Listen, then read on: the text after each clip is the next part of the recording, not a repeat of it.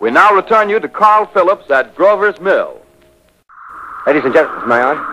Ladies and gentlemen, here I am, back of a stone wall that adjoins Mr. Wilmer's garden. From here, I get a sweep of the whole scene. I'll give you every detail as long as I can talk and as long as I can see. More state police have arrived. They're drawing up a cordon in front of the pit. About 30 of them.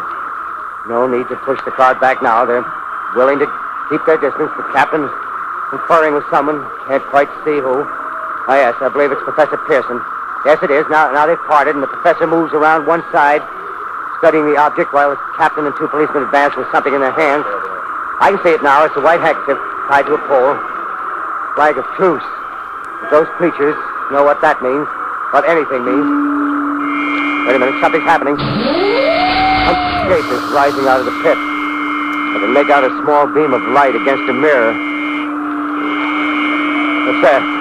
There's a jet of flame springing from the mirror, and it leaps right at the advancing men. It strikes them head on. Lord, they're turning into flames. The whole field's caught up by the woods of fires. There's gas tanks in the automobiles, spreading everywhere. Coming this way now, about 20 yards to my right. Ladies and gentlemen, due to circumstances beyond our control, we are unable to continue the broadcast from Grover's Mill. Evidently, there's some difficulty with our field transmission.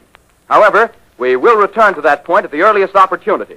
In the meantime, we have a late bulletin from San Diego, California.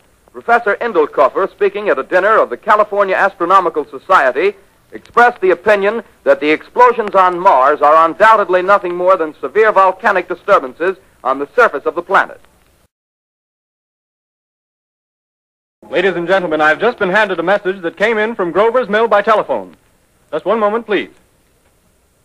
At least 40 people, including 6 state troopers, lie dead in a field east of the village of Grover's Mill. Their bodies burned and distorted beyond all possible recognition. Further details of the catastrophe at Grover's Mill are coming in. The strange creatures, after unleashing their deadly assault, crawled back in their pit and made no attempt to prevent the efforts of the firemen to recover the bodies and extinguish the fire. The combined fire departments of Mercer County are fighting the flames which menace the entire countryside. We have been unable to establish any contact with our mobile unit at Grover's Mill, but we hope to be able to return you there at the earliest possible moment. In the meantime, we take you to... Just one moment, please. Ladies and gentlemen, I have just been informed that we have finally established communication with an eyewitness of the tragedy. Professor Pearson has been located at a farmhouse near Grover's Mill, where he has established an emergency observation post. As a scientist, he will give you his explanation of the calamity. The next voice you hear will be that of Professor Pearson, brought to you by direct wire. Professor Pearson. Of the creatures in the rocket cylinder at Grover's Mill, I can give you no authoritative information, either as to their nature, their origin, or their purposes here on Earth. Of their destructive instrument, I might venture some conjectural explanation. For want of a better term, I shall refer to the mysterious weapon as a heat ray. It's all too evident that these creatures have scientific knowledge far in advance of our own.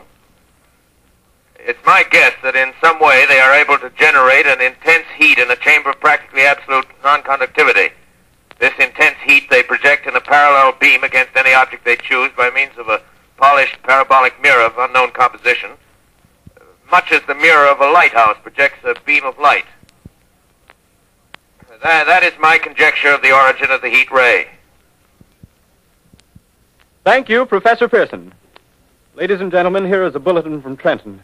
It is a brief statement informing us that the charred body of Carl Phillips has been identified in a Trenton hospital.